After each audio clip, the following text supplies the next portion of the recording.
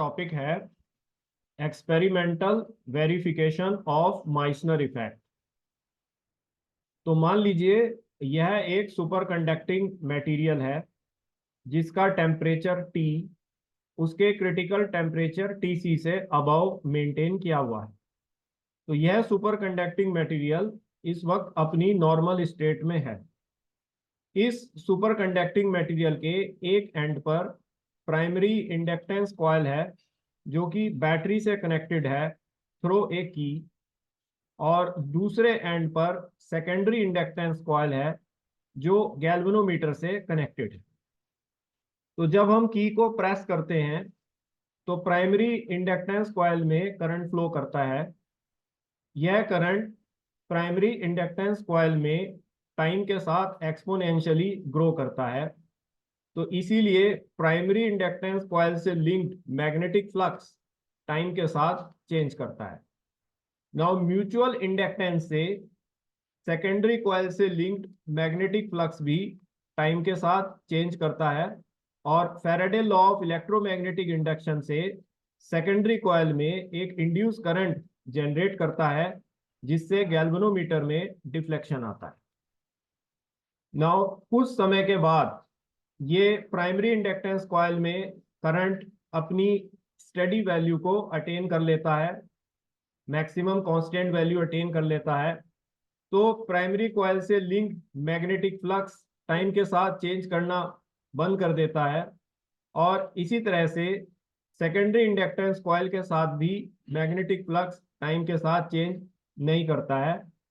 तो flux change नहीं होने से Faraday law of electromagnetic induction से सेकेंडरी कॉइल में इंड्यूस करंट वैनिश हो जाता है और गैल्वेनोमीटर में कोई भी डिफ्लेक्शन नहीं आता है। तो हम ये चीज ऑब्जर्व करते हैं कि जब तक प्राइमरी इंडक्टेंस कॉइल में करंट टाइम के साथ एक्सपोनेंशियली ग्रो कर रहा है तब तक गैल्वेनोमीटर जो सेकेंडरी इंडक्टेंस कॉइल से कनेक्टेड है उसमें डिफ्लेक्शन आएगा, और जब करंट अपनी मैक्सिमम स्टेडी वैल्यू को प्राइमरी इंडक्टेंस कॉइल में अटेन कर लेता है तो गैल्वेनोमीटर में जो सेकेंडरी कॉइल से कनेक्टेड है डिफ्लेक्शन नहीं आता है। नाउ हम इस स्थिति में देखते हैं कि अगर हम इस सुपर कंडक्टिंग मटेरियल को कूल कराएं और इसके टेम्परेचर T को इसके क्रिटिकल टेम्परेचर TC से बिलो मेंटेन करें तो यह सुपर कंडक्टर अपनी सुपर कंडक्टिंग स्टेट में आ जाएगा।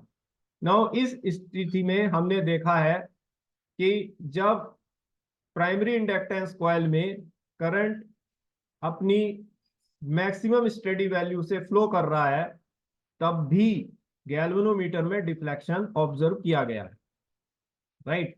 सो जब हम सुपर कंडक्टिंग कॉइल को क्रिटिकल टेम्परेचर से बिलो कूल करा रहे हैं तो प्राइमरी इंडक्टेंस कॉइल में स्टेडी करंट पर भी गैल्वेनोमीटर में डिफ्लेक्शन आ रहा है।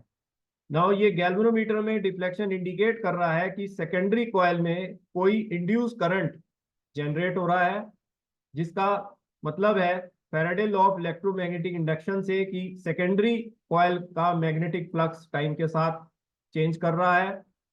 ये फ्लक्स चेंज इंडिकेट कर रहा है कि सेकेंडरी कॉइल से जो magnetic lines of force penetrate कर रही हैं उन मैग्नेटिक लाइन ऑफ फोर्सेस को सेकेंडरी कॉइल एक्सपेल कर रहा है बाहर की तरफ, राइट। तो ये एक्सपेल आउट कर रहा है उन मैग्नेटिक लाइन ऑफ फोर्स को, और वो एक परफेक्टली डायमैग्नेटिक मटेरियल में कन्वर्ट हो रहा है, और इस एक्सपेल्शन की वजह से ही मैग्नेटिक फ्लक्स सेकेंडरी कॉइल से लिंक चेंज हो रहा है, जिससे सेकेंडरी कॉइल में इंड्यूस करंट जनरेट हो रहा है और गैल्वेनोमीटर में डिफ्लेक्शन आ रहा है। तो ये माइसनर इफेक्ट को कंफर्म कर रहा है, क्योंकि माइसनर इफेक्ट हम जानते हैं कि जब किसी सुपर कंडक्टिंग मटेरियल को कूल कराकर उसके टेम्परेचर को क्रिटिकल टेम्परेचर से बिलो कर दिया जाता है और वो अपनी सुपर कंडक्टिंग स्टेट को अटेन कर लेता है, तो वो अपने अंदर से मैग्नेटिक लाइंस ऑफ फोर्सेस को बाहर की तरफ निकाल देता है, कंप्लीटली बाहर निकाल देता है, और एक परफेक्टली डायमैग्नेटिक मटेरियल की तरह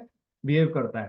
तो यही प्रॉपर्टी हम देख रहे हैं कि जब हमने इसके टेम्परेचर को क्रिटिकल टेम्परेचर से बिलो ले गए तो सुपर सेकेंडरी कॉइल में मैग्नेटिक लाइंस ऑफ फोर्सेस को सेकेंडरी कॉइल ने रिपेल किया, अपने से बाहर की तरफ निकाला, जिससे स्टिलिंग फ्लक्स चेंज हुआ और गैल्वेनोमीटर में इंड्यूस करंट की वजह से डिफ्लेक्शन आया। सो ये माइसनर इफेक्ट को कंफर्म करना है।